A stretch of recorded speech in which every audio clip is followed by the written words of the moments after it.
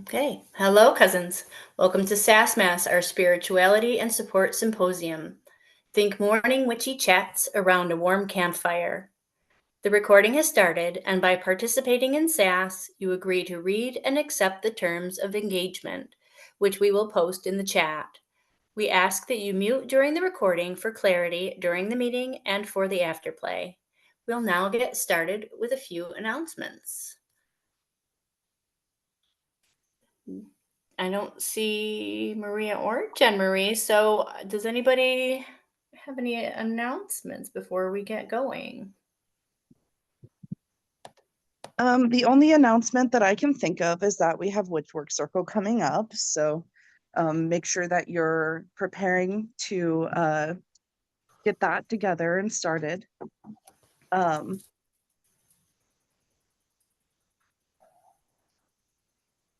And that's all I can really think of. You know, it seems like everyone's going through kind of a rough time right now. We're in that summer busy season, and I know a lot of us are going through it in our personal lives, and yeah, it's been a rough one. How's everybody doing this month?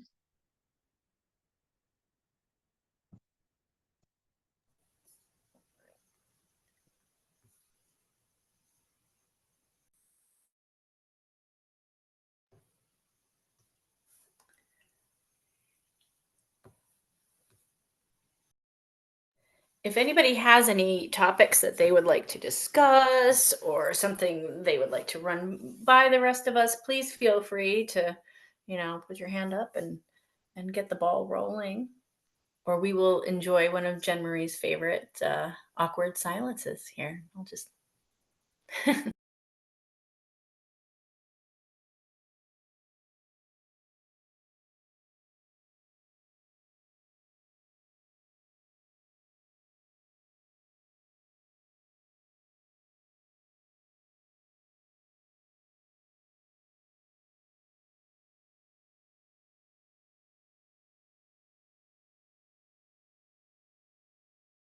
Renee, you can go right ahead.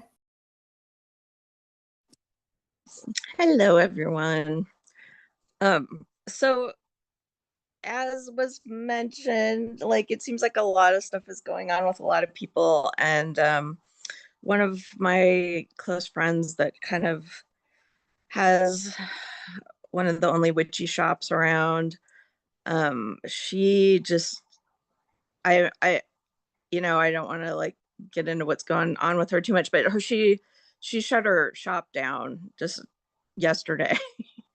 And it was also a big meeting place for people. So I mean, I know it's like a big financial obligation to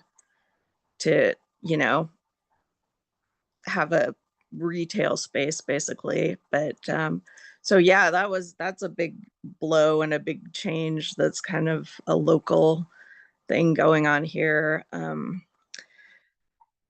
But yeah, it'll be interesting. There's no other place like that around out here in the middle of nowhere in Alaska. So it'll be a big change. But and then other than that, with me, I'm just on standby with my little guy Phineas for surgery for his eyes. Waiting to get a call to get his cataract surgery and get him all fixed up. But and then the only kind of, well, not only, but kind of the magical thing I've been thinking about a lot lately is just color and color correspondences. And it's funny, I got on one of those little, bunny trails where I was looking on Wikipedia, and I was looking at a list of all the things that they say are like quack medicine or phony things, and a bunch of it I was like, including like hypnosis, which I don't know if anyone's ever been hypnotized. It's so, I mean, I've had therapists hypnotize me before, but just their list of on Wikipedia of things that are like pseudoscientific or fake, I was like, oh yeah, like I disagree with at least half of that list, you know.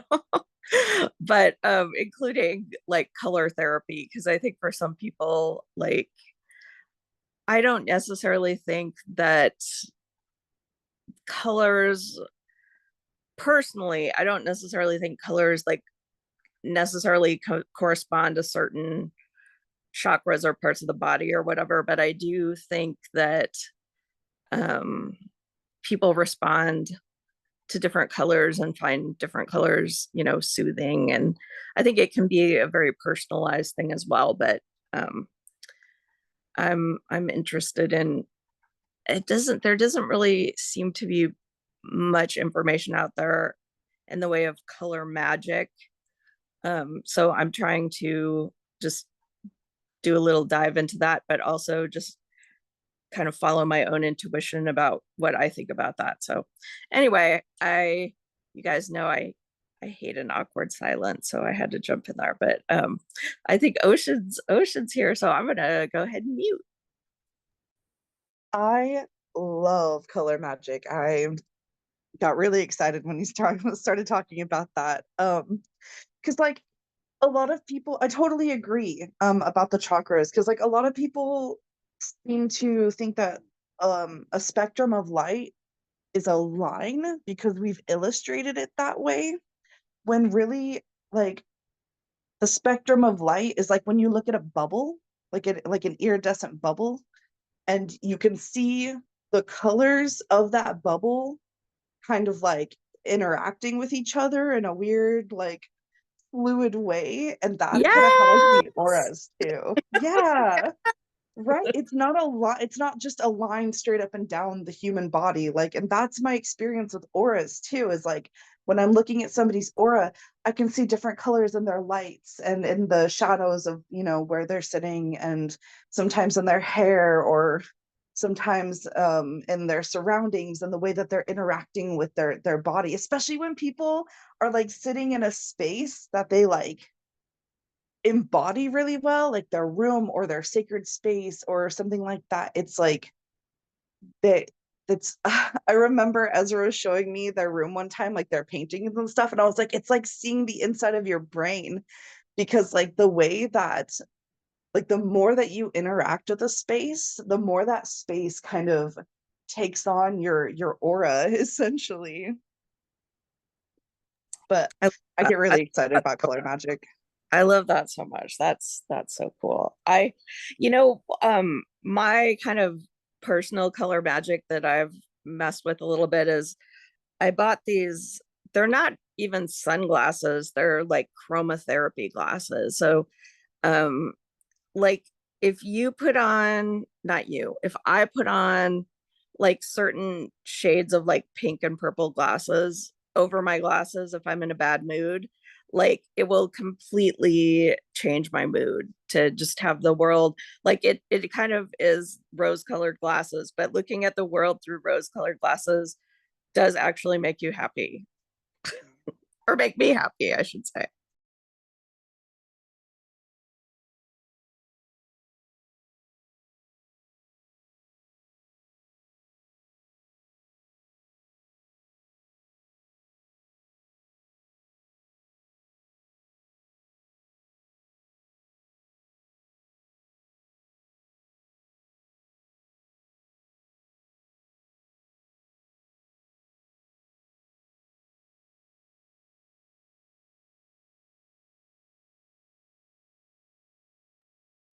I've also been noticing color out in nature a lot. How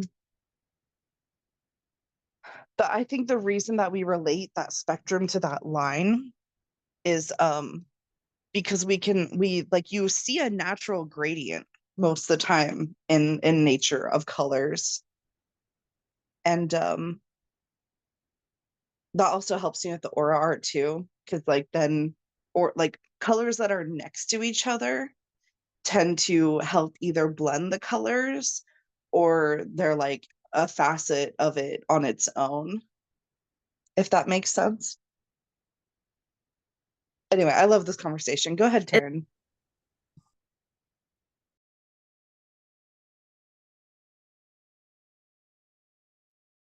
Well, you can go ahead if you want to. I have something different I was going to bring up. That's okay. Go for it. Well, I just really been thinking a lot about my lineage, and I just wondered like how much everyone else puts into that as far as deciding their practice or what type of magic they're going to practice and that kind of thing. Because I'm running into dead ends on both my mom's and my dad's side. I like know nothing about our history other than I'm mostly German. And so I just wonder how, excuse me, how much a part of that, how much of that you put into deciding your practice.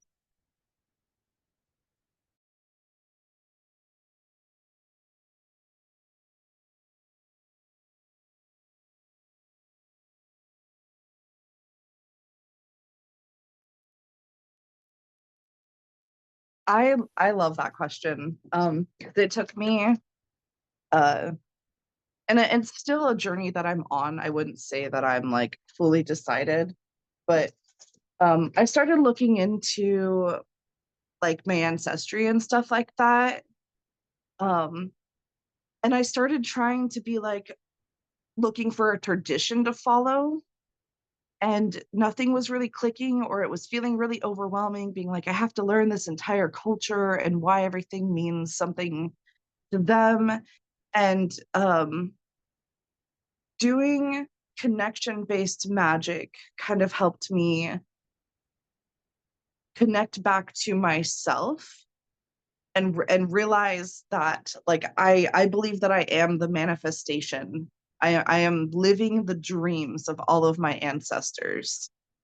um my brain changed it around, said I am the living dream of all of my ancestors, which I like that phrasing a little bit better, but it's same meaning. um and so what I'm finding with that is the more that I get to know myself personally in this lifetime, the more my ancestors are giving me of where they want me to go with my lineage. And they're sharing, like I'll get like music, or like I get little stories sometimes on like TikTok and stuff that has to do with like some of my lineage. And I'll be like, oh, that's really cool. And instead of panicking and being like, I have to learn more about this now, or how do I, integrate that? I'm just receiving. I'm like in this state of like, I'm just gonna like receive things and be okay with that. And I'm not going to make myself be productive with it, which is hard because that sounds like, that sounds terrifying in a capitalistic perspective of like, what do you mean you're not going to do anything with it? But it's like, I'm just letting it all sort of like accumulate. Like, I'm getting like a vision of like water dripping off of a rock. Like it's almost like filtering, but it's only coming in like drips. And then the cup is just slowly filling up so I can get like a drink of it. But yeah, it's really slow, but it's really allowing me to practice that observer perspective that we talk about a lot. And I think that being present is actually a way of connecting with my ancestors, because it's like when I'm interacting with the world around me in this present moment, I'm still doing so with all that ancestry behind me. Like I don't have to go and learn what they already know. I already have like access to that because I am connected to them. I just don't believe that I'm conscious of it, because if I was conscious of all the things that my ancestors know, I'd probably like be a little bit hard to talk to. Blown. Probably have a hard time figuring out what to say. Yeah, so go ahead, Renee. So I was gonna say, I always thought my ancestry would be very boring, but it's not. It's actually really fun. I found out I have fairy blood, so I'm like really happy about that. And so is one of my nephews, strangely. He's like, he blames everything he does on or messes up on his fairy blood. But one thing I would say is my mom, she's really into genealogy. So for Christmas, we got her um, ancestry.com. I don't know, Taryn, if you're using any kind of online tools. And so since my mom is not the best with computers, I got on there too so I could get her started on it. And what I kind of discovered is if you have ancestors that immigrated to America, like if you can get like basically through the immigration process and you can find where they were in Europe, there are like tax records and church records for everything. And it gets a lot easier once you get, if you have a European background, to if you get over in that area, because like I said, they have, it's crazy. And in Germany especially, like they have handwritten, you know, um censuses and tax records going back to like the 1500s. You know, it's just it's pretty wild. And the churches had these big marriage records they kept of everybody too. So but I have noticed that and trying to help other people too, like when they immigrate to America, if they end up changing their names, which a lot of people did, that's kind of where it gets like a little stickier. um, but good luck with that. It's I always thought it was not interesting and I was wrong, and I like to be proven wrong about those kind of things because it turned out it was really interesting. And also some of our family folklore, it's really funny because I mean we found out some of the family folklore is like completely invented. And and some of my relatives, like they're hanging on to their folklore for dear life too, which is really funny. And then one thing I did find out though is my mom's grandmother, her husband, she always said she found him under a tree, and when he died she buried him under a tree. And so we didn't know, like nobody knew anything about his ethnicity or anything, so they did a lot of speculating about it, which is where a lot of the family folklore comes in. But it turns out he was Swedish. So I got to solve a mystery. But yeah, it can be really fun, but I will not say it as eloquently as Ocean did. But I think to like, I think it's okay to just follow your intuition and just kind of see, you know, what naturally feels right for you. And I think it's okay to mishmash things up together a little bit. I don't know. I'm not really, I don't know. I'm pretty non-traditional, I would say. So that's just me, but I don't necessarily feel like a calling to practice magic of my ancestors necessarily. I think it's okay. I think we're modern witches. I think we can kind of do what we want. So what are you up, Ezra? Okay. Okay, so I really loved what Ocean said about being present as working with ancestry work, because it made me think back to what we were talking about with colors, and what Ocean also said, as like people think of colors as a line, like and like with separations, and people also think as time in the same way, but time is also more gradient, and like from a certain perspective everything is happening right now. And so um the being present with yourself can get you more in touch with um what you and your like, you know, human mind are seeing as the past. And so that made me just kind of keep relating time to color. And then when Renee was talking, um, and saying that like it's okay to mishmash things a little bit, I was like, yeah, it's actually okay to mishmash things a lot if you want, whatever is coming through to you, like whatever aspects that you're curious about, like you're curious about them for a reason. Like they are like pinging you, or they're highlighted because there's something in you that wants to know that. And so like I would say follow your curiosity like until it's gone.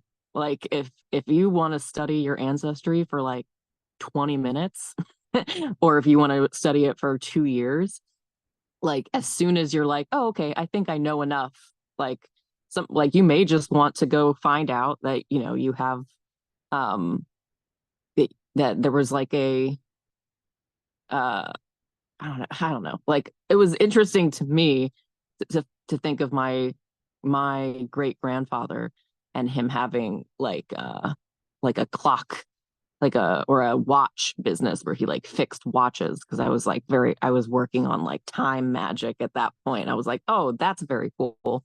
And I didn't really do anything else with that.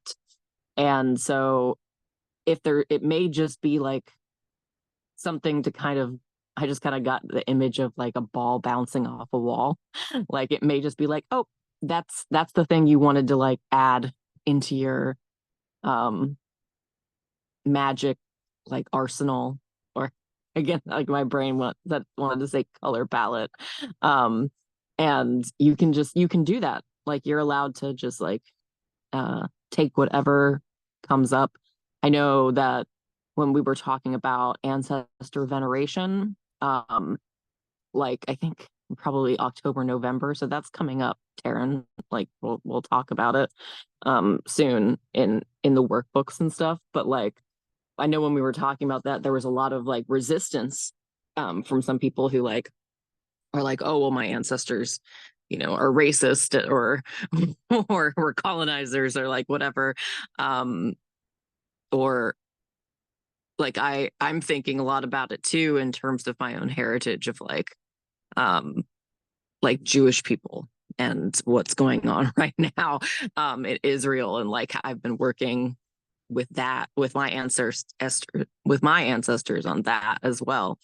But I really like thinking of it in like the context of whatever touches you.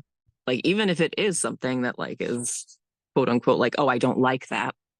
Or it's like a negative thing. Um, that's pointing to you. That's like showing you something about yourself and what you can kind of alchemize is what I'm getting from that. Whenever I'm working with something that I don't prefer, then I turn it into what I do prefer. And that's what's coming up for me on that. Is so if there is any part of your story that like you don't like or would like to not bring into your practice, you have complete control over that as well. And that doesn't have to be part of the relationship that you have with your ancestry if you don't prefer it. Let's see. I think that's the end of that train of thought. All right. Let's see. I know, I don't know if Taryn, I don't see anybody else's hand up. Yeah, I just wanted to. Yeah, everybody brings some. I appreciate everybody's perspective because everybody brings something important to it. So, but yeah, that's kind of like where I'm at. Like, how far do I got to go back, and how because it just starts getting crazy after a while. So, like as far as my mom's side, I know that they're from the Black Forest region of Germany, which is really exciting because of all the Grimm's fairy tales were took place there and stuff like that. And they have, all the folklore of dragons and dwarfs and all of that stuff. So, but I love history in any subject, but it's like, you know, yeah, like I just like doing something just because my ancestors did it, they did some stupid shit too. So I mean, I know that they want to do it. So yeah. So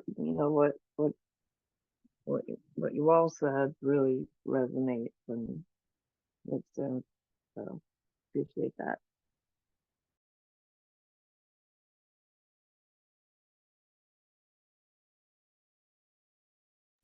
Renee, you can go ahead. I just wanted to say something about watchmakers and clockmakers to Ezra that I found out on a podcast a few years ago, but I just think it's the coolest thing.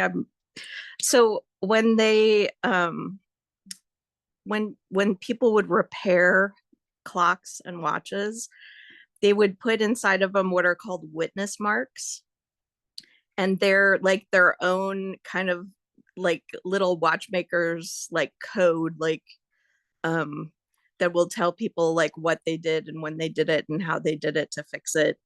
And I just think that name witness marks is so cool and so interesting, and that feels like super magical. And clocks do feel magical because I mean they're yeah, it's there's such a, it's just think of something mechanically being able to keep track of time back then, like I'm really interested in all that kind of like automata and little clockwork, um little dolls and stuff like that too. It's so interesting that technology, I guess, for lack of a better term, like it still holds up, like it's still useful and still such cool things are done with it. So I think that's like a really fun little ancestral line. But yeah, witness marks, I just love that term. I just think it's really compelling. So anyway, I'm gonna move.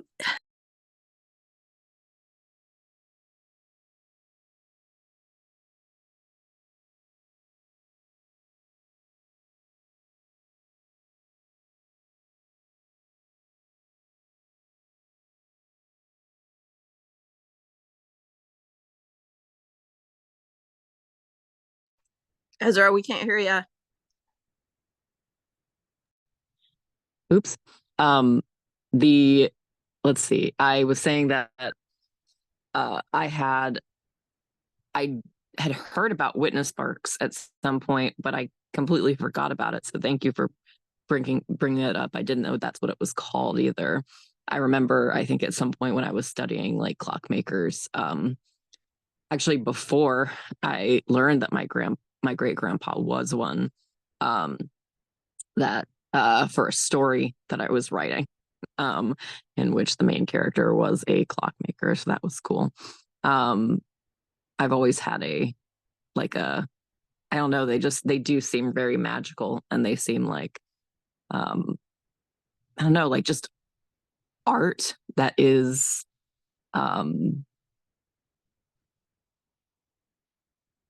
like art about time. Like I often will think of time as like its own character.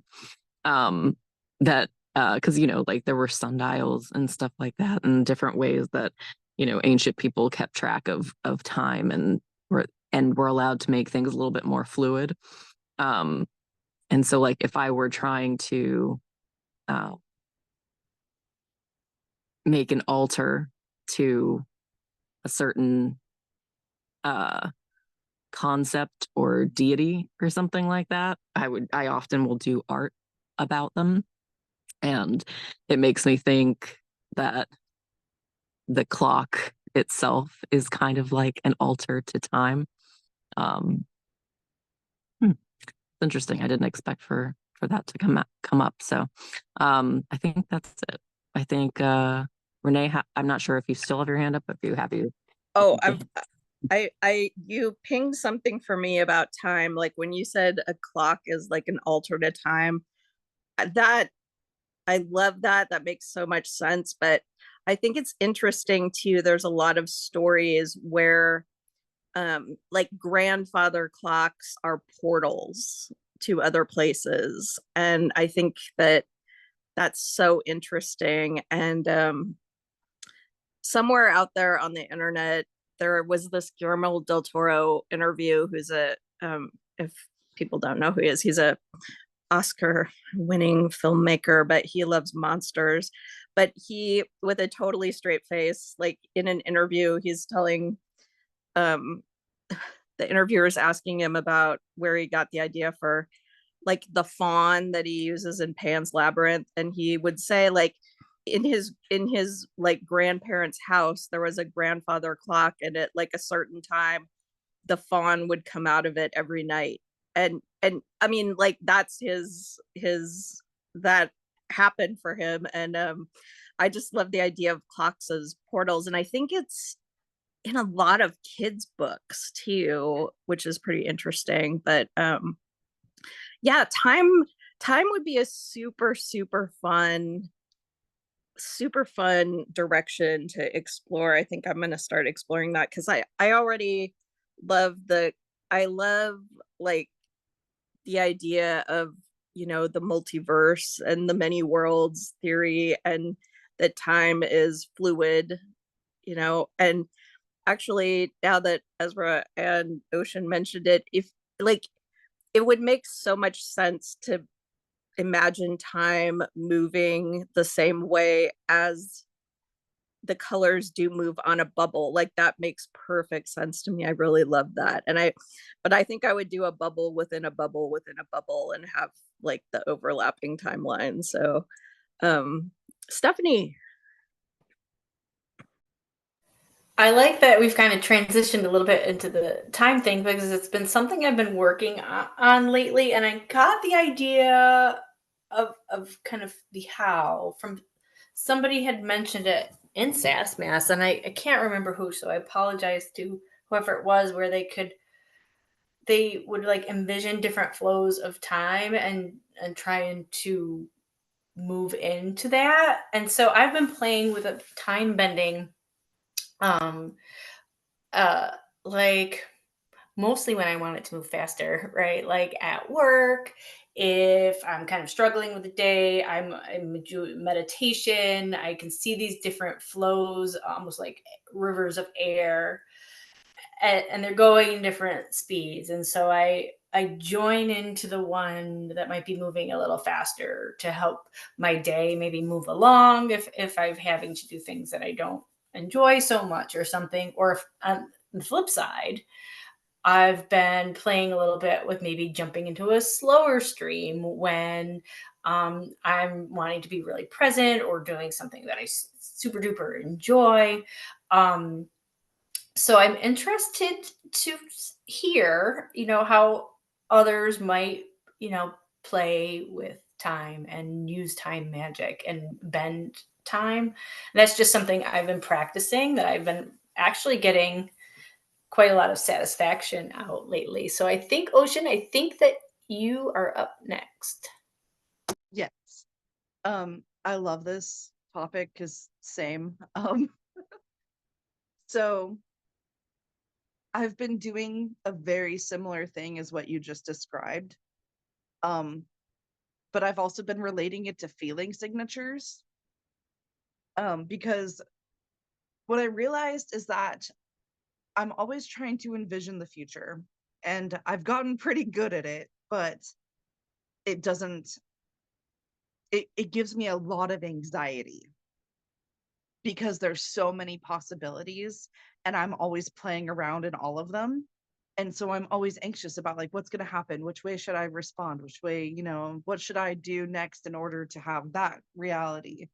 And the way I've been playing with time, in understanding that time kind of exists all at once, is that I will it's hard to explain. I sort of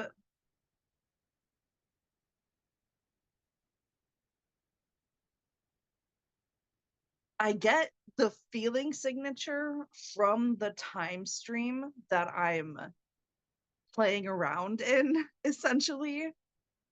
And when I dissect those down into, you know, what they are, I'm able to apply those to the present moment of like let's say that I'm, you know, I'm feeling like I'm dreading the 4th of July. Like that's the one that's coming up for me. Like I mean, you know, it already happened, but like that's the example that I'm thinking of. And so when I was playing around with how the 4th of July was going to go, and I was trying to change the feeling signature of it. I was like picturing the 4th of July, and I was like picturing my fear and anxiety, and I was like, I'm just not going to do that. Which is like, you know, that's the goal, but it's not the I mean, it's not the goal, but that was the goal for me in the moment. But when I brought that feeling signature back to the present moment, I was I realized that I was having anxiety about that future right now. And so instead of trying just not to, just to not, I would regulate my anxiety in the moment. And that way I was regulated going into the situation that I was having anxiety about. So when the anxiety came up during the situation, it wasn't like validation of the anxiety, it was its own anxiety. So I wasn't like building on my anxiety. I was regulating it as it was like coming towards me. And so I kind of used like, I mean, not used, like that's a weird way to say it, but like I've been making friends with time, in that when I'm acknowledging the time, I'm acknowledging time. And the more that I acknowledge time, the deeper of a relationship that we seem to like have. Time is always communicating with me because I also have a relationship with numbers. And so time speaks to me in numbers. And so when I feel like I sound a little bit nuts, but I love it, so I'm not even gonna apologize for it. So yeah, I think that makes sense. I want to repeat what I just said to see if it makes sense, but I think I'm just gonna leave it there. Let me see who's next. That would be Renee. Go for it, Renee. Oh, Stephanie, what you said is so interesting and cool. I've never really thought about manipulating is kind of a bad word, but I think it, you know, applies in that sense. You know, kind of manipulating time. One thing I'm really interested in is like time jumps and time loops, and just that time seems to operate differently in different dimensions, which I know sounds kind of weird to say dimension, but I'm thinking like, you know, like the fairy world and the fae dimension, you know, there's always stories about time moving much faster or much slower, which totally makes sense to me. And just that, you know, I feel like the spirit world, they're operating on a complete, they may be operating on like 100 different time, you know, waves or loops at the same time. Um, and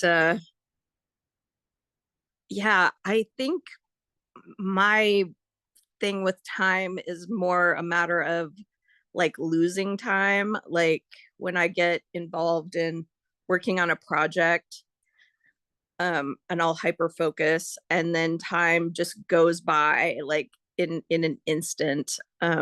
And then I think I might have mentioned this here once before, but also if you ever get in a situation like an emergency situation where time slows to the point that like it's like a superpower. Like I had a little young moose jump out and like jumped out of the ditch when I was on the highway, and I almost hit it and it was so close.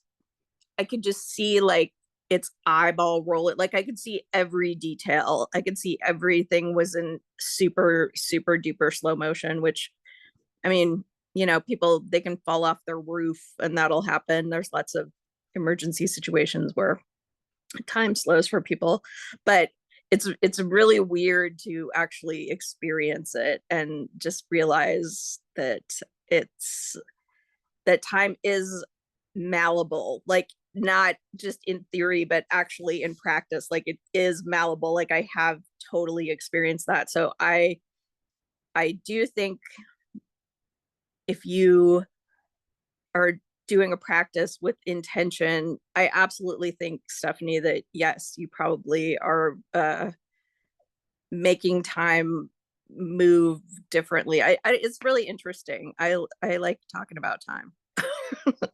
Ezra. I really like talking about time too, and I really love that we went to colors and then ancestry, and now we're talking about time. That's like cool. But like I kept on getting this image that I felt like I needed to share, because I feel like when I say that like everything's happening now, that like that may not translate, and so I wanted to give like a image that keeps popping up as like there's the number line that we're like taught in school, right? And it's going horizontally and you can never go back, essentially, right? And then what the visual that I'm getting, it starts to turn it vertically instead. And now you're on top of the line. And then you could, because we're on a rock in space and there's not really anything that says that like you're at the top technically, you could be at the bottom and be going backwards. But what it instead wanted me to do was to close my fingers. And so instead of there being a line now, it's just everything's now. And when I was getting that like loop of, or when Renee said time loop, that was the first, like that was what happened in my head was this, like this is now. And then that's also, you know, like a very common magical and like meditative like thing to do is to complete the circuit of your fingers in this way. And so I don't know if that's resonating for anybody, but it felt like important for me to give that visualization as it was being formed in my head. So, and also to say wibbly wobbly, timey wimey stuff, because I was a very big Yeah. Doctor Who fans for a while. All right. Ocean. I love that because I was literally just writing a note like that came like a thought that came to my mind about how like practicing being present like with fear or and anxiety and stuff, like cultivating presence with those allows us to be present with like joy too. Sorry, I know that feels like it doesn't relate. I swear I'm gonna relate it. So like I've been on this thing for a while about like how as humans we seem to be searching for feeling signatures, like we seem to be searching in our external world to change something internally.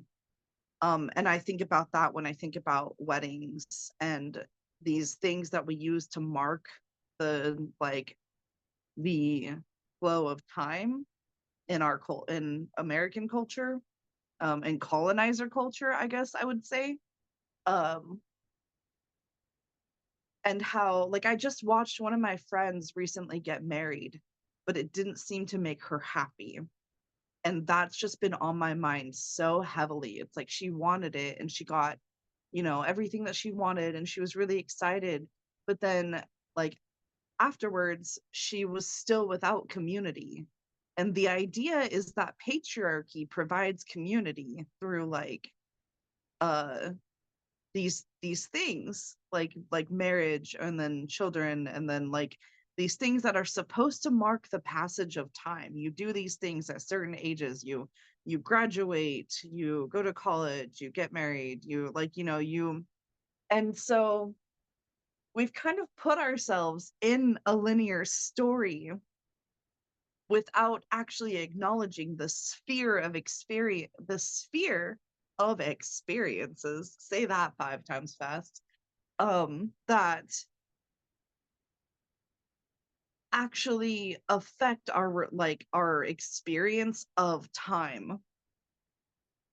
And especially the way that we treat trauma as if it is separate from life. I think about that a lot, about how it's like, you don't talk about your trauma unless you're at the therapist, or you don't talk about what you've been through. Like, we haven't learned how to not only like process as community, but also like how to like hold space and like ask for our needs to be met as community. And so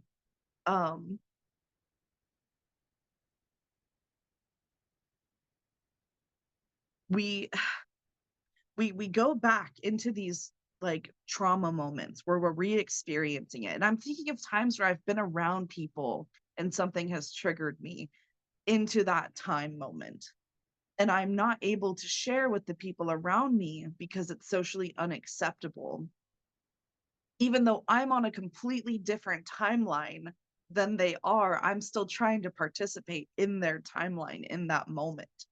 And so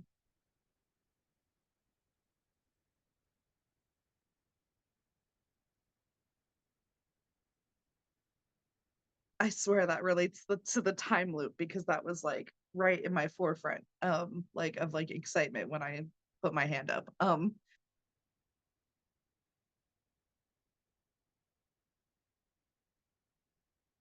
I guess what I'm saying is that the trauma creates its own time loops. And it's not the only thing, because we experience like these moments of extreme joy too in time loops, but we almost experience them a lot of the time in the same way that we experience trauma.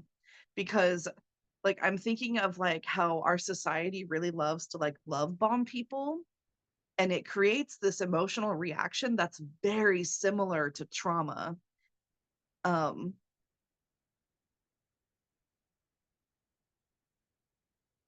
So yeah, I guess that's my point, is that time loops are also like re-experiencing feeling signatures that we haven't processed.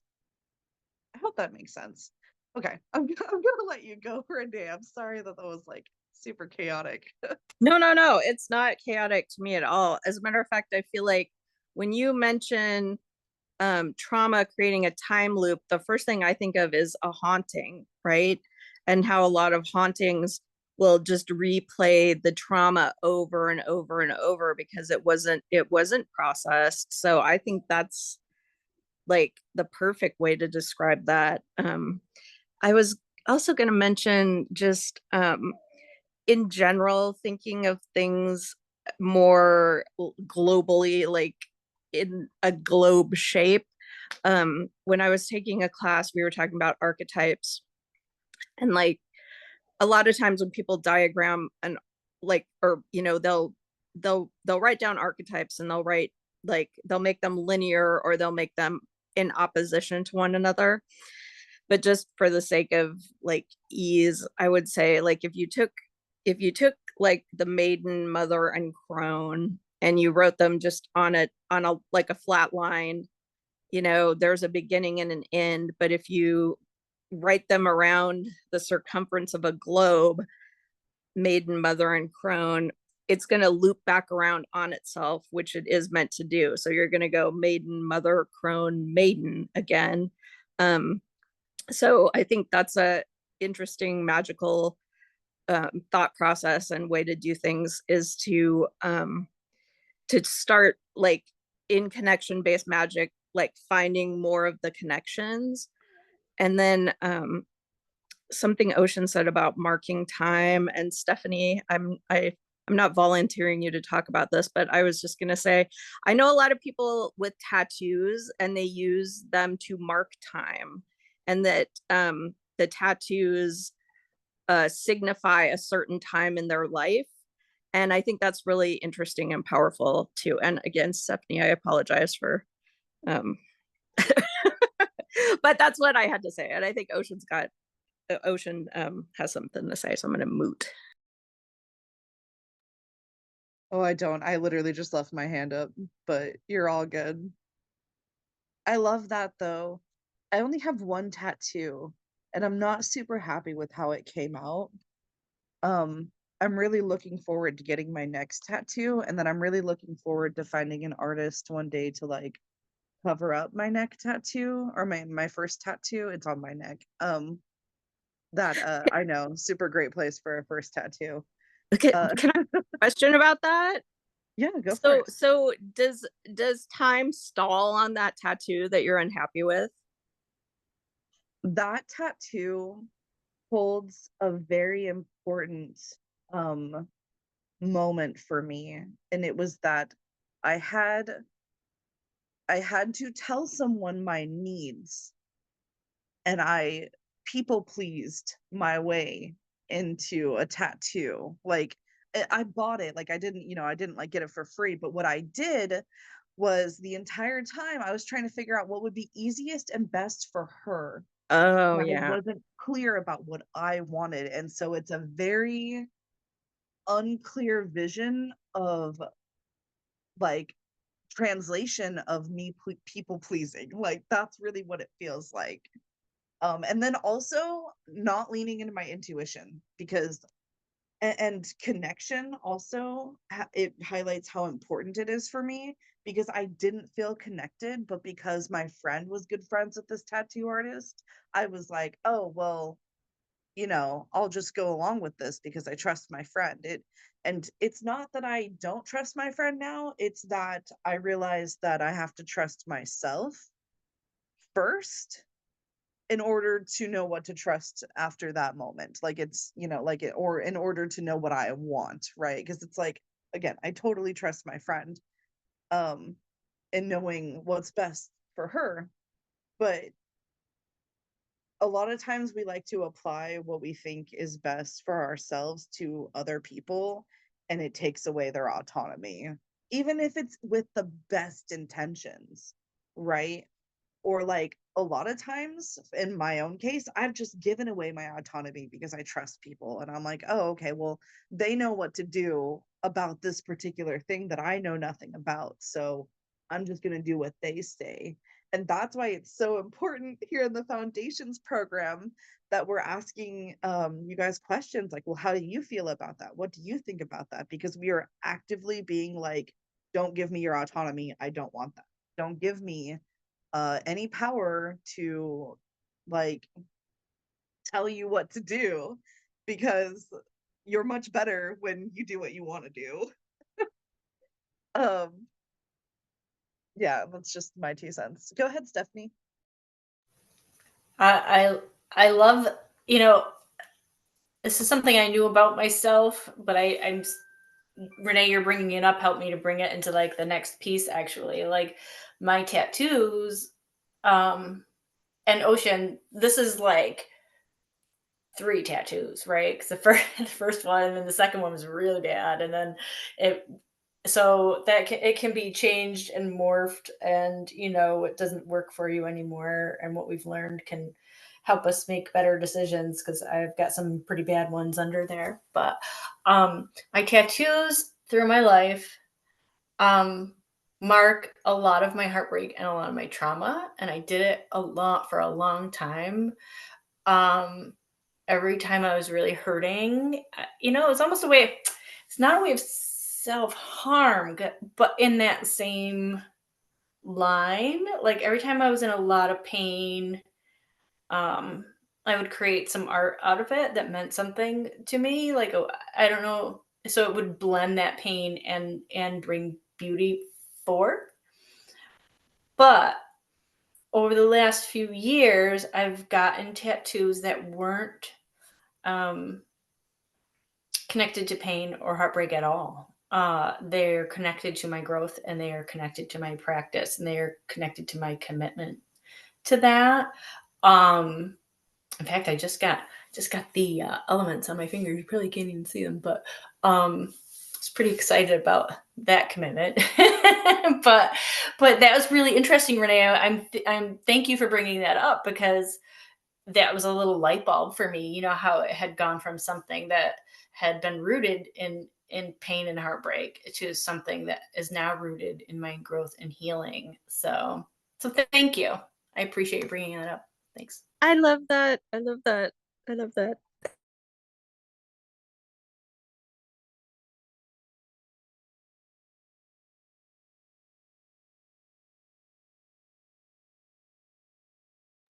Go ahead, Renee. So something Ocean had discussed was spa day in one of our meetings, and I'd never had a professional massage before, and I screwed my neck all up, and so I was like, okay, I'm gonna go get a massage, and I did that. I went and I got a massage, and just what Ocean was saying about how sometimes you just don't connect with someone. The woman that gave me the massage, like, she did a perfectly fine job, but um like I told my husband, like, I just didn't get any warm fuzzies from her. Like, she was just like a very, like, she was just like a slate. And not, I don't know, I feel like someone who's like, you know, you're in that much contact with, like, I like to have a little bit of connection or warm fuzzies with, or find someone, you know. It's weird because that was like my first professional massage. I've had massages from friends going to like massage school, but yeah, it was fine, but it wasn't, like I said, like, I think I would just like more connection with someone, you know, especially if it's something that I want to have done more frequently. But also, just because of what Ocean had said about spa days before, like, it's weird. I always felt like I would like it was like a very self-indulgent thing to do versus something healthy and helpful to do. And so thank you, Ocean, for kind of getting me out of that old-fashioned mindset, and just realizing that that it is important to, yeah, it's, I guess I still am having a little resistance. Like, I still do feel like it's a little bit self-indulgent, but it was a good thing for me to do, and I'm gonna keep doing it. But I think I have to, I also have a little guilt about I don't want to go back to the same woman, you know, like, I'm gonna have to find someone else. And I feel like a little bit disloyal, even though I don't know this person at all. So it's interesting. But anyway, sorry that I'm just blathering. Ocean, go ahead. I love this so much. I love that I can be a self-care influence in your guys' life. That makes me so deeply happy. And I'm so proud of you. That's such a huge step to take, Renee. Like, and I totally want to validate your experience, because especially as a witch, it is so hard to connect with I don't want to call them service providers, but like, Yeah, you want like a reciprocal relationship in some way. And also, yeah. can I just tell you this? Because I think it's so funny. There were several times she's like, can you relax? Like she had to keep telling me to relax, because I would, and like at one point she's like, open your eyes and look. And like I was holding my arm like straight out. Like, then she just told me to relax, and she was like had her hands under it to like catch it. But yeah, like every part of my body, she's like, okay, can you just relax that area? Because I can't. Right. I had a therapist one time who always told me, stop helping. I don't need your help. Like, and that's the thing, right? That's And if you want it to feel reciprocal, because it feels like they're doing something for you that like a partner or a friend or a family member, somebody really close to you might do. And we're so used to transactional relationships that it is deeply uncomfortable just to receive. And it's so uncomfortable, I Ocean. know, It was, so uncomfortable. I I'm laughing, but I'm just so happy that somebody is here with me, like, you know, that you guys are here with me, because sometimes it's really been hard to talk about it to people who are not willing to do shadow work, because it's, you know, it's like the last month that are we talking about that this month? Yeah, it's literally, how do you feel about sharing your accomplishments with people? How do you feel about telling your friend who's still working a fast food job and is like barely affording rent about your spa day, bro? Like, how do you feel about that one? Because like sharing your accomplishments is sometimes sharing what you feel good about, even though somebody else might not feel good about it. You know, like, it's not that you're like not wishing that that person had that. In fact, most of us are like, as soon as we see somebody's upset about it, we're like, oh, I'm going to take them on my next spa day. We're going to do that as besties. Like, that's almost always the reaction a lot of us have. But when we're on the other end of that, and we're still in that to me mindset, it creates shadow work. And that is not always a bad thing, to be a catalyst in people's life. Because the question is, why, usually in their mind, why do they deserve that and I don't? And like, that's perfect, because yeah, like, why do you believe that? Like, why don't you believe that you uh can receive that too? And I also love that you brought up the body, like having to stay present with your muscles. It's really a practice of, before I go in, I will ground, I will do that body scan, and I will ground into my body. And I don't get on my phone. Even when I'm in the waiting room waiting, I am being present with my body. And the whole time, wherever she's working, I will tell them sometimes, even like, I have gotten brave and been like a couple times being like, I'm going to like, you know, I'm going to be doing some deep breathing, you know, during this treatment. And I may say out loud, I'm allowed to feel guilty, or I'm allowed to, you know, feel this feeling signature, so that my body knows that it's okay. And it helps me. Like, it's like we're working in tandem, right? And now, you know, the feeling signature of what you don't want, which can help point you towards what you do want. It's incredibly hard to find a massage therapist. And that's, I'm going to totally get on a soapbox unapologetically. That is why I am so deeply passionate about creating a witchy spa.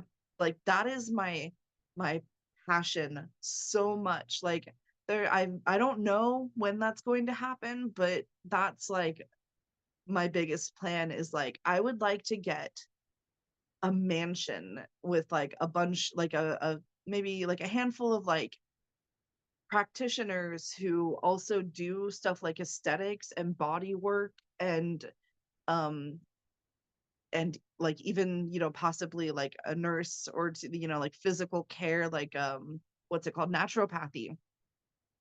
And create this spa environment that is deeply curated for like 2 or 3 witches to come and stay and have access to all the amenities of a spa with no schedule, and have like different like ways of um like, sorry, I'm getting all cut up. I'm like super excited about this idea. I have so much ideas about it. It's like this space with like an outdoor curated space and an indoor space, and you feel like you're just hanging out with all of these people that you have access to whenever you need it, and you don't have to feel like a burden, because this is your space. And you know, you stay there for like a month or like something. Like, it's, I want it to be financially accessible, but I don't want it to be like, oh, a little spa weekend, like escape. I want it to be like an actual like healing place to come back to yourself, not escape from yourself.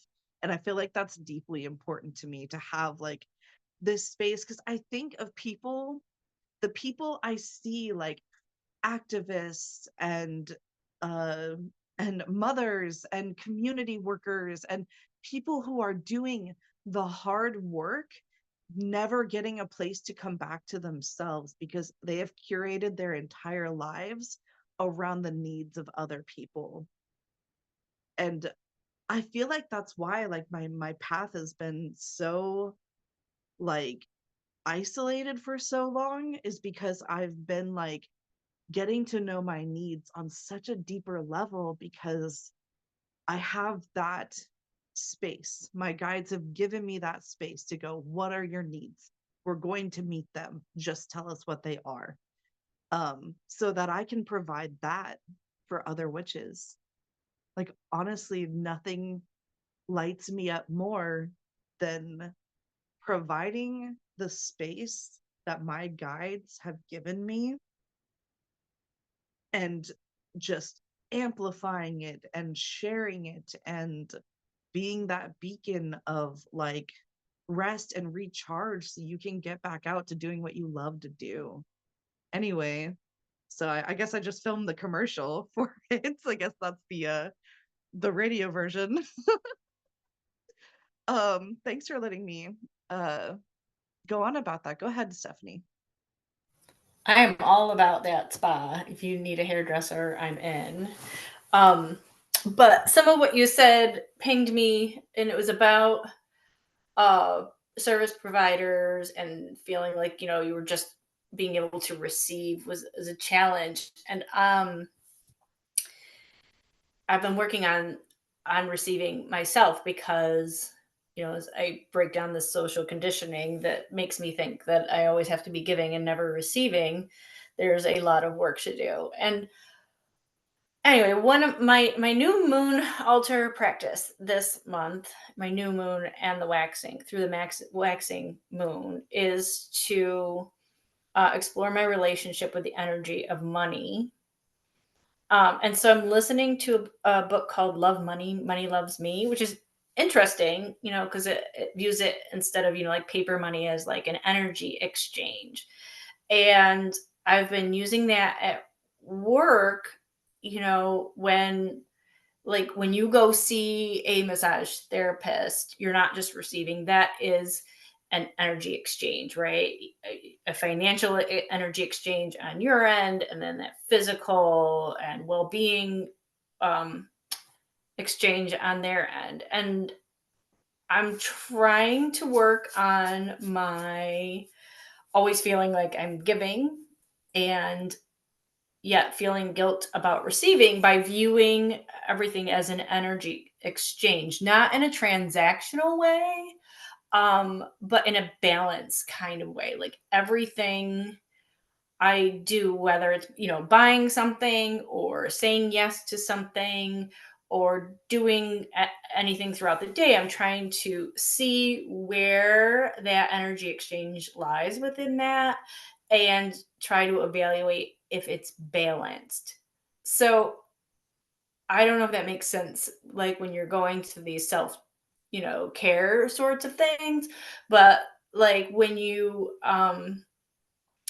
like maybe when you're struggling with just receiving, maybe take a real look at myself. I'm talking to myself. Maybe I can take, am working on taking a real look at how I am actually contributing in that moment as well as receiving to maintain that energetic balance. I hope all that made sense because I'm not even sure even what I said in half of that. But I hope it did. That's all I have. If anybody else wants to go and add to that or have something new they want to talk about.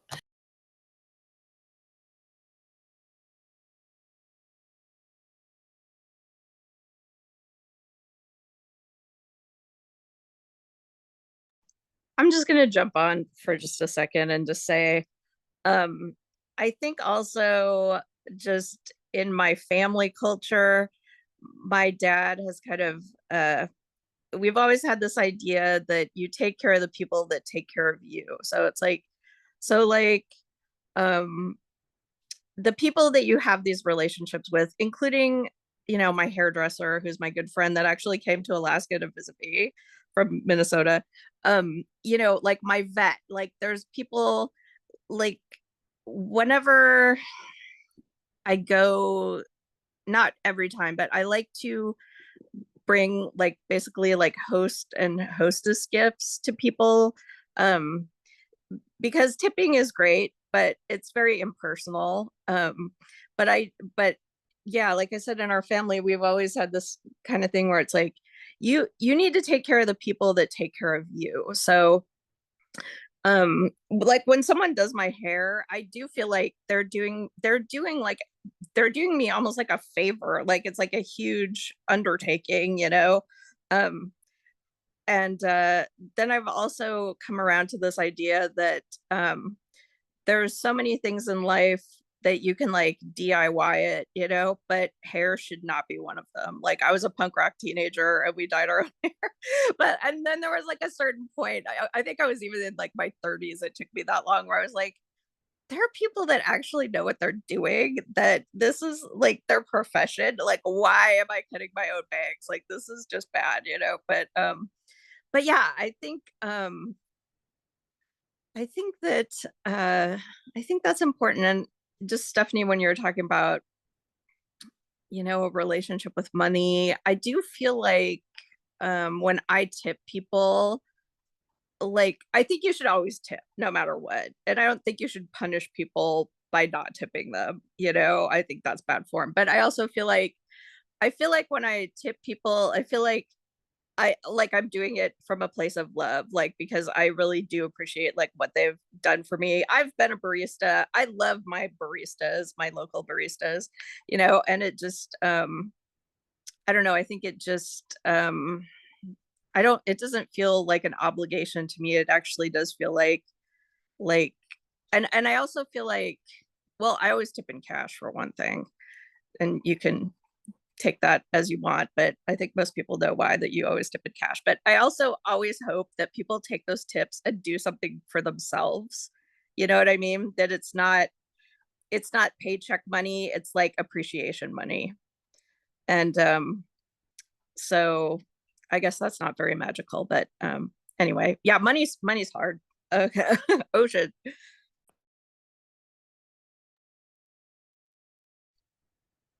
Yes. Yes to all of that. Because that is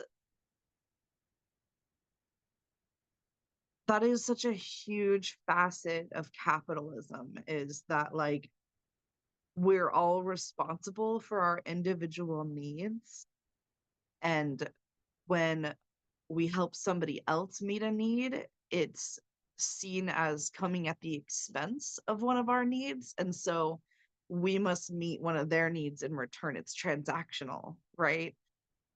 The wild thing is that in community cultures, the community at large is responsible for the needs of the individual.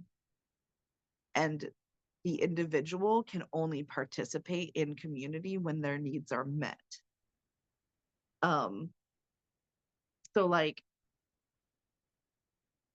if somebody, it's so hard to relate this because it just doesn't exist, right? In our culture, we're so deeply transactional, and we don't consider, we're not very needs based, like in the first place. So we don't even really most of the time consider what our needs are. And then if we do consider our needs, then we still a lot of the time have belief work on them like being met with ease without us having to like work for it. That's, you know, consumerism culture, productivity culture. It's The tipping is a really big thing that's been on my mind for a very long time. It does have racist roots, because the idea was that you'd only get paid a certain amount, and if you actually wanted to make a living wage, um, uh, uh, you'd have to get tips from the community. Like you'd have to like people would have to want to tip you. And so um, I'm sorry, I'm not very good at with the history stuff. I'm not super uh great at explaining that, but it's totally worth looking into if you feel like looking it up. And I do I know a little bit about that. I can talk about it at the end, Ocean. oh, cool. Yes, Yeah. I would love that. So, um, shoot, I lost my train of thought. Do you want to talk about that while I find it? I'm sorry, I didn't mean to interrupt you and make you No, you're good. derail you. You're fine. It's not your fault. So the way I understand this, and this is what I learned in one of my English classes in high school. So TIPS stands for to ensure prompt service, and it's actually from like pub culture in England, and they would have a little, bucket at the end of the table that said tips, and if you tipped the server, they would serve you first. So it's actually like kind of a way to jump the line. And I mean, obviously that's not like what tips are about now,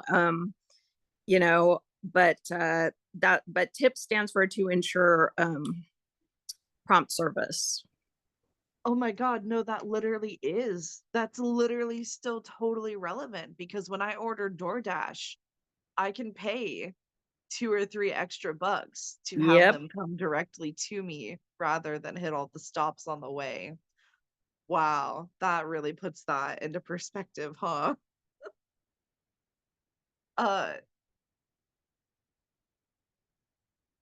is so interesting. Yeah, but I think what you were getting at, Ocean, which this just completely blows my mind, I can't even wrap my head around it, is when I was in college, I mean, this is in the 90s, I had friends that were, from Alaska that went to school on the East Coast, and they were working jobs at like pancake houses where they did not even have to be paid minimum wage.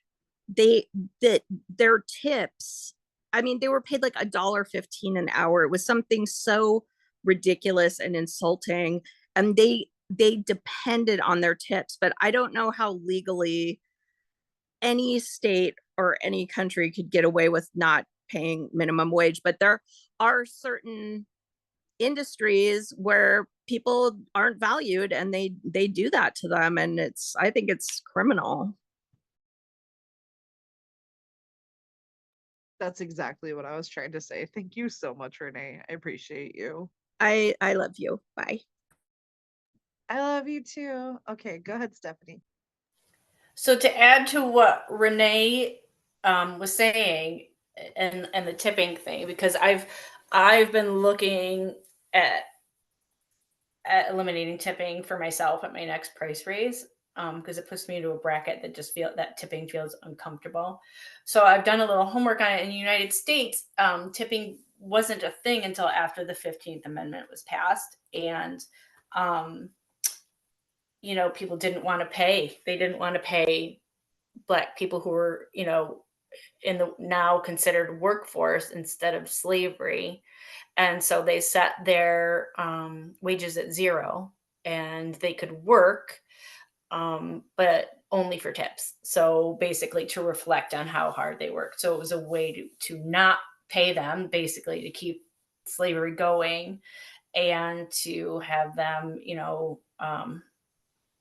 have to work harder for a bare minimum of money. So that's just a little more history on the tipping thing that is part of the reason that I think the more we learn about it, the more icky it feels. So that's really all I had to add. So go ahead, Taryn. Well, I'm going to play the devil's advocate. As a former server, and I have a best friend who raised 3 kids as a single mom as a server. In fact, she still is a server. But yeah, you don't even want to know how much money we make on tips. And only a portion of what we actually get in tips ends up on the paper that you fill out every April by April 15th. So, I get like, as it was horrible for them to use it in that way for, during the Jim Crow era and stuff like that. But I mean, the reality of it is, as a server, the tips that you make, especially if you're good at it, and there is a huge difference. I mean, like my friend, people literally, ask to sit in her section. She has a huge following. People that have followed her from restaurant to restaurant over the years because she's just so personable and good at it and organized and efficient and all that. You're never waiting on anything and never having to wait her down for a drink or whatever. And I mean, but she's been doing it, let's see, 30 plus years, So there's that side of it too. Just thought I'd throw that in there.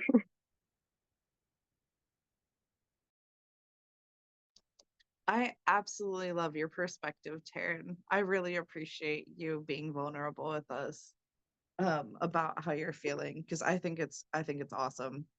And I always appreciate what you have to say. I think you always bring your authenticity, and I think that's really awesome.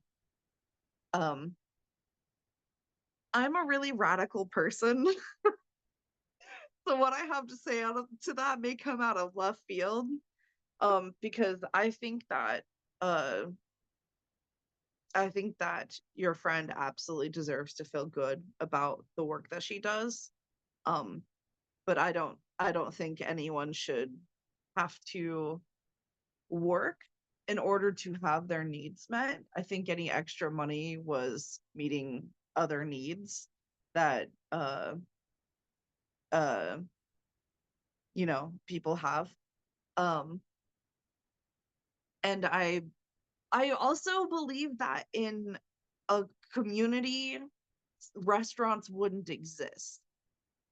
And I mean that in a way that, like, most people,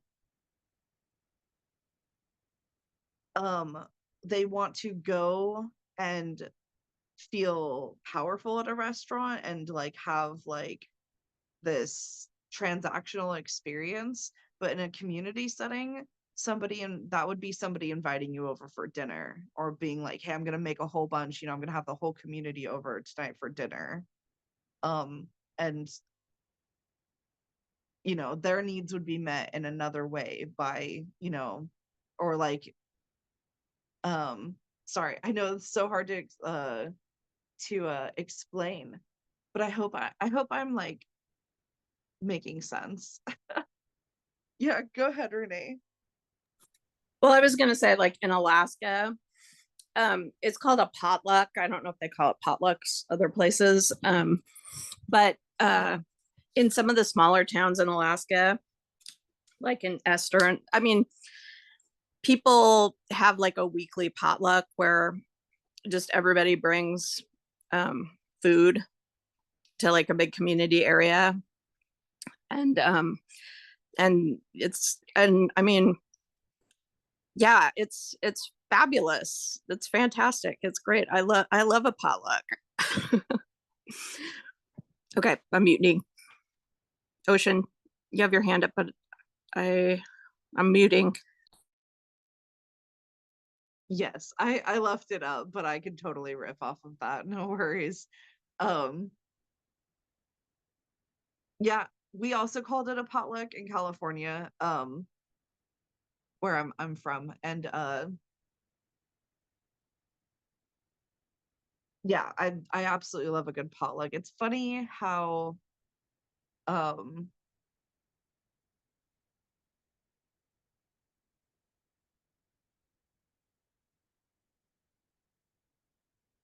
I'm so sorry, my brain is going in like 3 different directions. It's like, which train do I follow?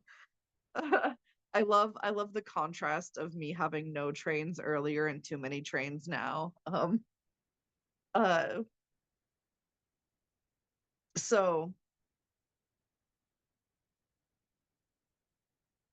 I think that the more that we move away from capitalism, the more that we'll start leaning into these little traditions that do reflect community. like potlucks and stuff like that. I think that a lot of places that used to be like capitalism, like pure and simple, especially malls, are going to become community hubs or community spaces. Um, like especially malls. I get so excited when I think about abandoned malls. I used to like watch videos of like abandoned malls and like just think like I used to think about the past, but then the more I was watching them and the more that I like um was doing deconstruction work, um I started to see them as like, somebody could live in that store. Like somebody could literally live there. Like a whole family could take up a store. And then I started thinking of it more as like a retirement home kind of idea. As like you could build that into a little miniature house that functions and is safe for like a person to live in who uh needs support. And then like you could use the cafeteria, as like, or the food court as a cafeteria, and like have it as like a neighborhood that's walkable and safe, to be in. And all the people who are like, wanting to care and support these people, or even like their family members, there could be like a whole costume department or something where people could like, go and like if they, needed to uh like look like they're like working, or in the neighborhood or something. I don't know. Maybe that's going overboard, but I think about concepts like this all the time of like, how can we turn the cathedrals of capitalism into community spaces?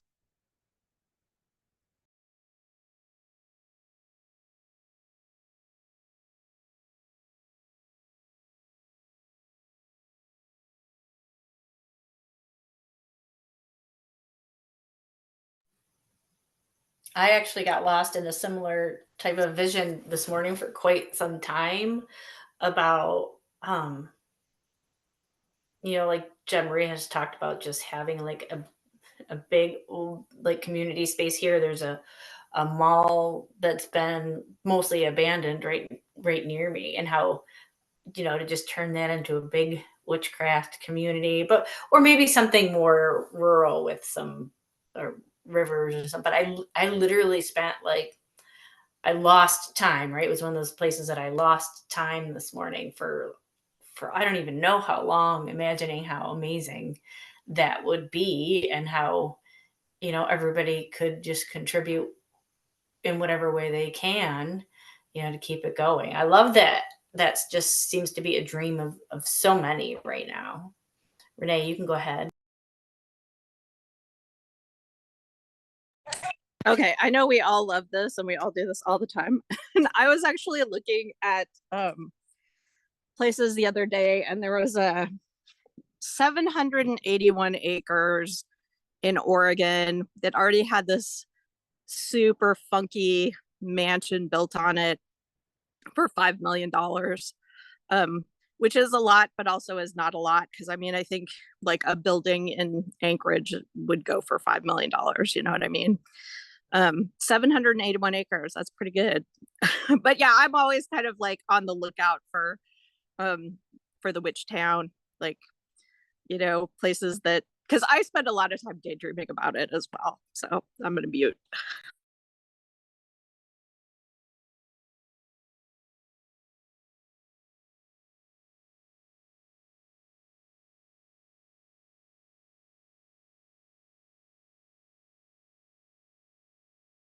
We have about another 25 minutes. If anybody wants to, add to the conversation, or you're welcome to bring up a new topic if there's something that you've been wanting to bring to the group, you are welcome to do so.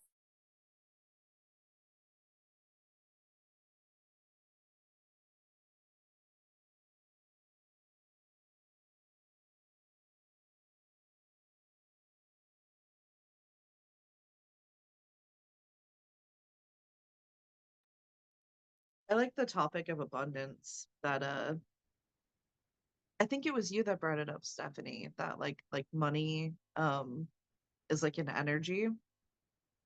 I keep getting the message very specifically that I will be receiving a windfall soon.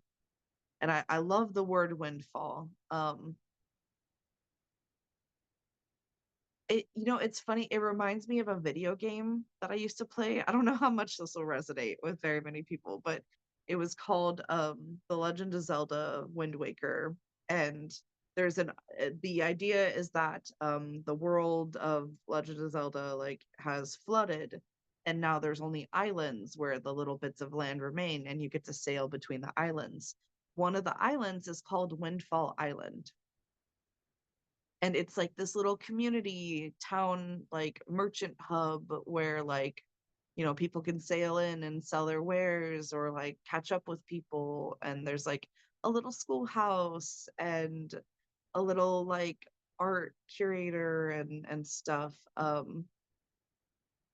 and there's something about being a place to connect that feels really highlighted for me. But the frustrating thing is that I'm disabled, so I can't work a normal 9 to 5 job. I would never be able to do the capitalism thing like really good. Like I would never be able to. I think a lot of people, especially men, but a lot of people, or people, I would say people in patriarchal mindsets. That's what I would say, right? We still believe when we're in a patriarchal mindset that we can attain capitalism, when the point of capitalism is to be unattainable. There's the idea of like work hard and then you'll get to relax and have leisure, but really most of the time there's one type of person who's getting to work hard and one type of person who's getting the leisure, and it's deeply out of balance. And sometimes there's like little pockets that you can see of like community, where like you see like, oh hey, somebody like is really good at talking to their neighbors, and so they're able to like watch each other's kids or something. I don't know, I'm just trying to think of an example. Little bits here and there where you see echoes of community. And I think abundance, oh man, somebody just said this. Ezra just said this to me recently, and I can't remember it word for word, but it was really good. It was like abundance is, or oh man, I wish I could remember it. It was like really well, but it was something about how abundance is like having your needs met, like, and when you need them met, and then also community is like being in a place where you're valued and people want to and can connect with you. And I think that abundance for me has shifted from, if I just get enough money to get what I want, then I'll be okay, to, if I could just connect with people, then we could create these networks of like support, like we kind of have started to do with Bright and Dark. So I'm I guess seeing abundance more as an abundance of relationships rather than an abundance of like paper money, which has been really hard to shift because I talk about spa days and stuff. Obviously, money is a part of my life and it's a part of my flow, but it's not coming directly to me. And that's something that's been really difficult. I grew up believing that I grew up in a very tomboy, patriarchal, like masculine sort of leaning mindset, and like I'm going to, you know, grow up and get a job and take care of somebody else. And becoming disabled and understanding that I needed care and I was not going to be the provider in my household was such a huge blow to my ego, was such a huge blow to like the idea of life that I had like envisioned for myself. And so but the more that I get to know my femininity, the more I understand why I rejected them from a very young age. And it still doesn't make me, I mean, I'm sorry, I'm non-binary, and I can definitely go on about that for a minute, but I know that we're running low on time and I want to give Renee some time. But we definitely have some workshops and material coming up about gender, so definitely be on the lookout for that. But I do just want to say that like femininity has, and I mean true femininity, not patriarchal femininity, and like actually leaning into the feminine. I'm hearing Renee being like the monstrous feminine is just, it's so glorious. Like it's literally the power of creation is in the femininity of like the way that the balances out. Gosh, I hope that makes sense. I know I went out on a ledge there. Go ahead, Renee. Oh yes, the monstrous feminine is one of my most favorite things, but also an interesting thing about that is most of the women archetypes that are considered monstrous, they are made that way by the way they're perceived by others, not because they're inherently monstrous. But what I wanted to say about community and money, I don't know if it's because I'm watching some TV shows that have this in them right now, but I will say my ultimate hell, like my idea of hell, is a country club. Like I cannot imagine anything more torturous and terrible unless it was a punk rock country club, which of course is never going to happen. But I like that, to me is would be absolute hell on earth, as if I had to be part of a country club, which is technically a community, right? A community of rich assholes, you know, but that are lording it over each other. But I just wanted to just poop that in real quick. Ocean. Oh my gosh, that had me dying laughing. That is just so great. I totally agree. And I talk about sometimes how like being rich is just being able to purchase community. Like the ways in which they have like private chefs and maids and stuff like that. They're able to purchase support. They're able to purchase community. But the problem with purchasing your support and purchasing your community is that you have to maintain those funds to be able to maintain transactional relationships. And we've seen how the tide can turn on that for people. In fact, there's an entire show about it. It's called Schitt's Creek. It's pretty funny. I've only seen a couple episodes, but It's so good, Ocean. You have to watch it all. It's the best. I love a good recommendation. Thank you. um yeah, but I love the concept of it so much that like this rich family is having to like, you know, like they lose all their money and they have to go, you know, figure out how to exist without money. um and a lot of us think that that's going to be like the worst thing ever, and it's only because we can't imagine life in a community because our social conditioning is still in an individualistic mindset.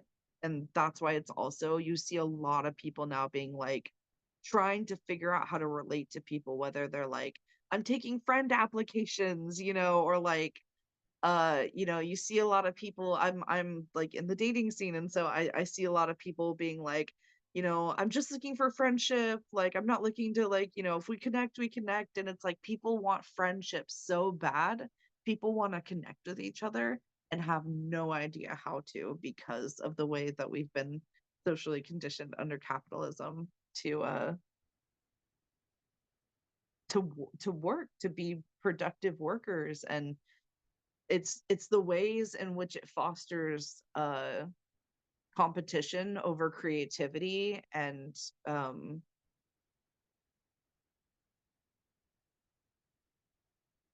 want to say coordination, but I think there's another word for it, but I think that gives the right message.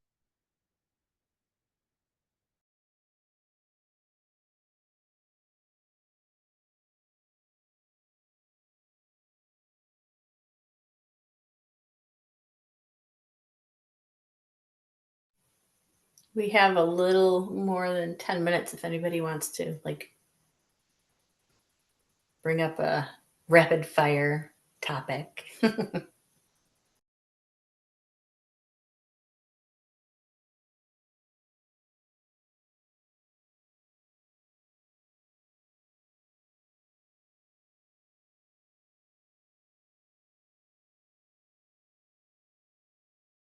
Go ahead, Renee. I was just going to say, kind of on the topic of, rich people and country clubs and money, it just seems so boring. I mean, like, when all people care about and talk about is money, like, it's so boring. Like, like, that's why being a witch is great, because I feel like we're never bored, right? I mean, I feel that way. I feel like I'm never bored. I feel like there's always like a fun new rabbit hole to go down, and that the world is our oyster. I just wanted to say that. So I feel like we have a freedom that other people can't even conceive of, and that we're so lucky to have that. So I'm gonna move.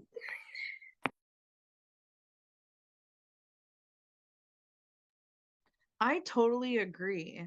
And honestly, I would liken like being in a country club to masculinity itself, because it's like as soon as you have, the card, as soon as you're a card carrying member, you never get to rest, or else, if you don't keep up with the club, then you lose your card. It's like deeply unattainable, and even when you have it, it's just not like you don't actually have it. It's It's very just easily stress. losable. It's like a layer of stress. Yeah. Right. And it's again that search for feeling signatures. I wonder how many people go through the motions of what they see other people doing at these country clubs, and they think like, I'm supposed to enjoy this. There's literally a song I really like that's like about this. It's called Panic Attacks in Paradise by Ashniko.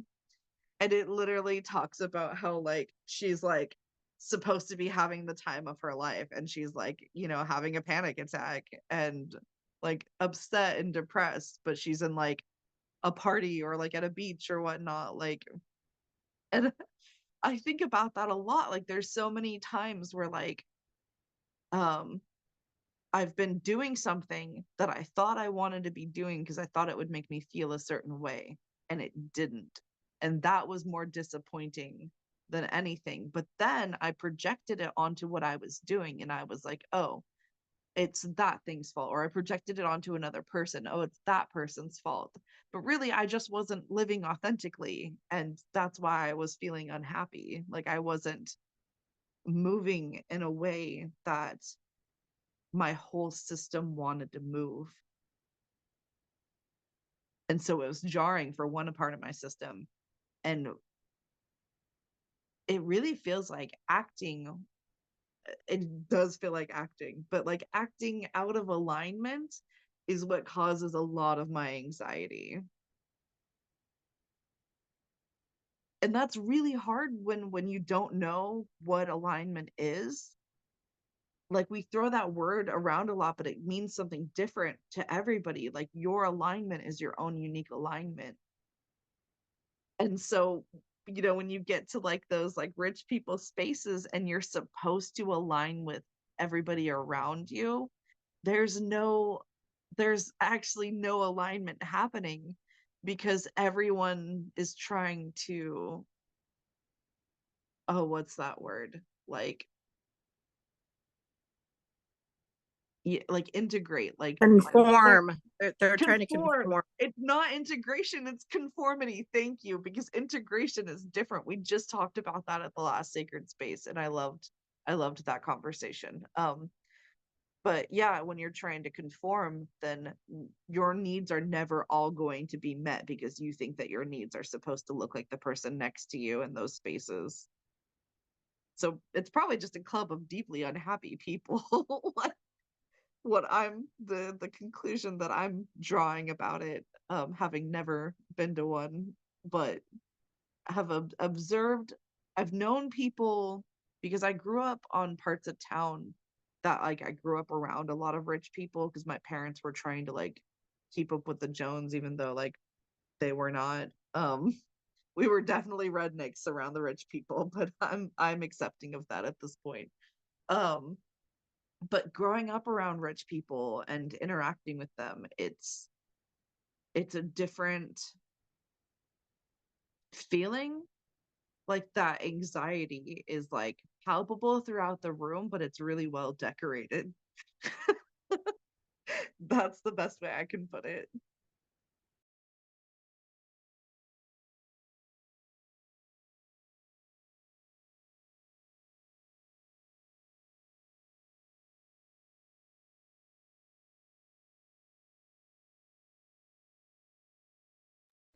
I just want to thank you guys, because this has been a really great conversation today. And I've been recovering from a pretty rough dental appointment last week, and this is just really uh this energy, being able to have these conversations and show up here and take it with me throughout the week, genuinely helps me get through my week. So I really appreciate everyone.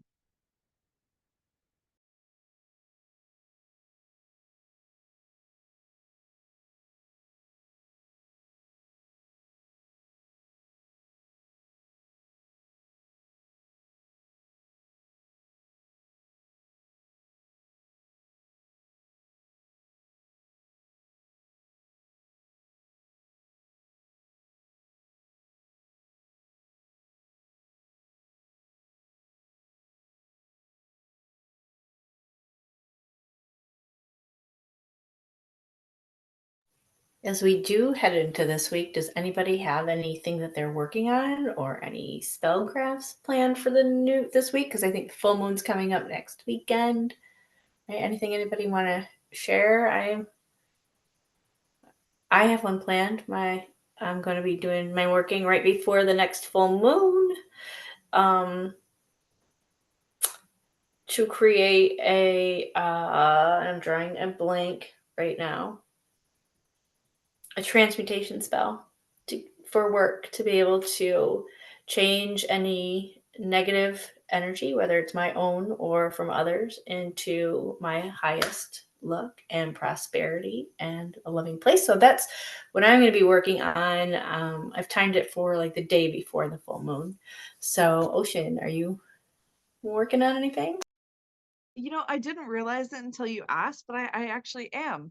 I did a purging around the new moon of all the clothes in my closet um that I don't wear, even if I like them. So any that I like but I don't wear, I kept for like the fabric, and then any that I'm just keeping because I think I need to keep them, I decided to donate. Um and on Wednesday, I'm going into Portland with another witch, and we're gonna go shopping, and I'm only buying things that my body likes. And I'm not going by eyesight. Like, I'm gonna, obviously I'll go to like things that I'm drawn to, but I'm only getting things that my body likes specifically, that I feel comfortable in. And that's a little bit of a danger rush for me, because like clothing shopping is really hard as a non-binary person. And I like thrift shopping a lot, so that helps. But it's always this little guessing game of what's going to make my gender feel like make me feel my gender, and what's going to, like give me a little bit of gender dysphoria, essentially. So, and I'm also having a spa day that day, and so it feels like I'm going deeper into alignment, like with myself. This year I've talked about it a whole lot, but this year is my Saturn return, and so it's the year that Saturn comes back into the placement that it was in when I was born. And so I'm taking this year as, well, I don't know. I didn't realize this consciously, but I've been taking this year as time to step by step get to know every little part of my system, so that I can align with my authenticity. And then I think it's kind of building up to my 30th birthday, which will be in February. And I think I'm gonna do a ritual for that too. I want to definitely do something witchy and magical and amazing. So I'm probably gonna plan something big. I'm definitely gonna be uh writing something down about that. I'm so excited for this coming year. Like, I know that we're all going through it. I think I said that at the beginning, but we're all going through it in order to like genuinely be happy. And I'm so fucking like excited for all of us, like, who are going through it, because I'm starting to hear the party on the other side, how Jen Marie talks about it. I was in the mall yesterday. This is a short story, I swear. But I was in the mall yesterday, and faintly in the distance, I heard people singing happy birthday. And it might have just been across the mall, but at first it sounded like it was in my head. Like I just heard this group of people singing happy birthday.